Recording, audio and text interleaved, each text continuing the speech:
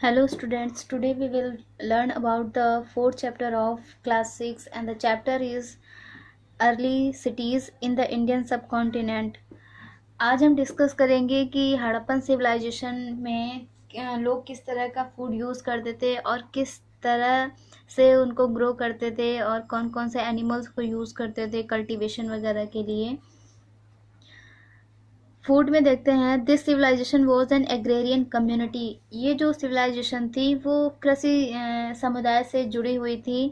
ज़्यादातर यहाँ पर जो भी बिजनेस लोग करते थे, ज़्यादातर लोग यहाँ पर कृषि में लगे हुए थे। The plains were very fertile and provided abundant food. और ये रिवर वैली के किनारे डेवलप्ड हुई सिविलाइजेशन थी, इसलिए रिवर वैली के किनारे जो भी प्लेन वगैरह मैदान वगैरह होते हैं वो काफ़ी फर्टाइल होते हैं। तो यहाँ ये जो जगह थी वो काफ़ी ज़्यादा फर्टाइल थी, काफ़ी ज़्यादा उपजाऊ थी और बहुत ज़्यादा उसमें एग्रीकल्चरल प्रोडक्शन होता था। People plug the fields with wooden plugs. और जो लोग थे वो खेतों की जुताई करते थे लकड़ी के हल के साथ।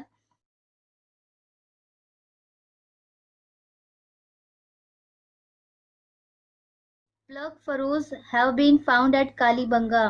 और जो फरोज के एग्जांपल्स मिले हैं, फरोज देखने को मिले हैं कि हल चलाने के बाद जो ज़मीन जैसे दिखती है, ज़मीन को जोतने के बाद जैसे वो दिखती है, उस तरह के एग्जांपल्स मिले हैं कालीबंगा में।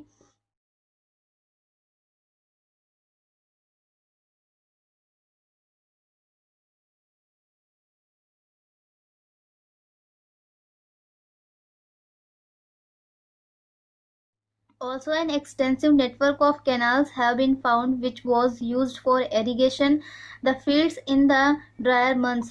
और वहाँ पर सिंचाई के लिए कैनाल्स भी बनाई गई थी। कैनाल्स मैन मेड जो वाटर बॉडी होती है जो कि मेनली एग्रीकल्चर के लिए ही बनाई जाती है। तो वहाँ पर कालीबंगा में कैनाल्स के भी बहुत सारे एग्जांपल्स देखने के मिले हैं जिसको इन लोगों ने इरिगेशन के पर्पस से बनाया था। और ज़्यादातर जो सिंचाई होती थी वो ड्रायर मंथ्स में करते थे क्योंकि मानसून सीजन में, मानसून पीरियड में इजीली वाटर इनको मिल जाता था। खेतों में ही बारिश की वजह से नमी होती थी और ड्रायर मंथ्स में ये लोग उन कैनाल्स के थ्रू ही वाटर यूज़ करते थे।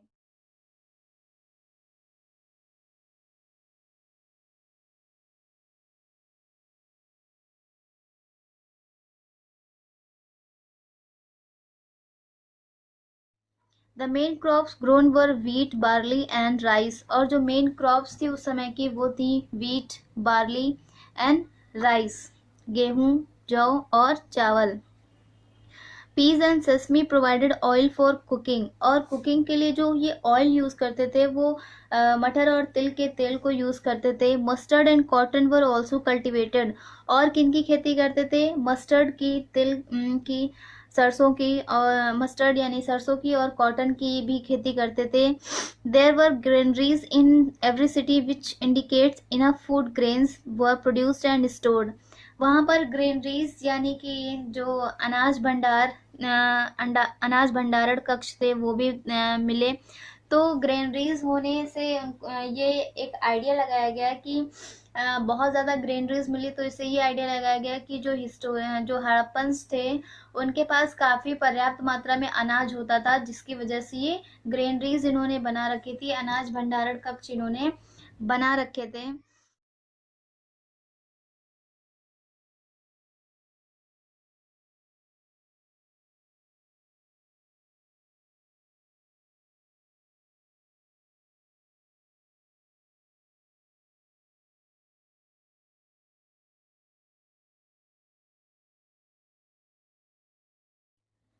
The granary at Harappa is raised on a platform to protect it from floods। और जो हड़प्पा में ग्रेनरी मिली है, अनाज भंडारण मिला है, वो काफ़ी थोड़ा सा ऊंचाई पर था जिससे कि फ्लड से उसे बचाया जा सके अनाजों को। Air vents in the walls allow the air to circulate and keep the grain dry।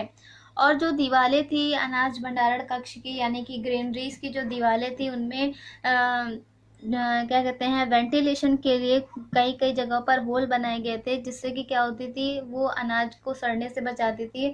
और अगर थोड़ी बहुत उनमें नमी होती भी थी तो वो हवा की वजह से सूख जाते थे, ड्राई हो जाते थे।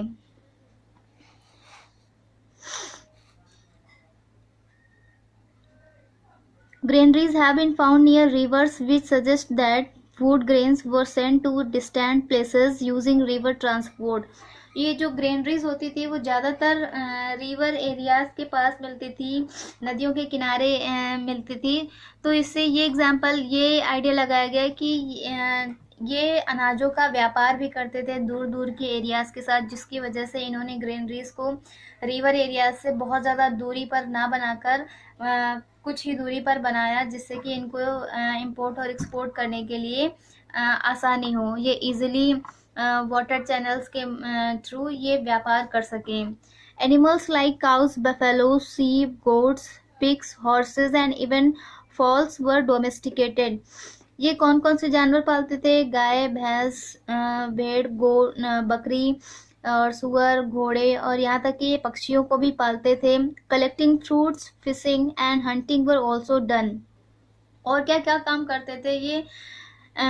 फ्रूट्स भी कलेक्ट करके लाते थे आसपास के एरिया से, जो भी इन्होंने प्लांटेशन कर रखा था, पेड़ लगा रखे थे, उनसे फ्रूट्स कलेक्ट करते थे। फिशिंग भी करते थे और हंटिंग भी करते थे। तो ये सारे रिसोर्सेज थे इनके फूड के।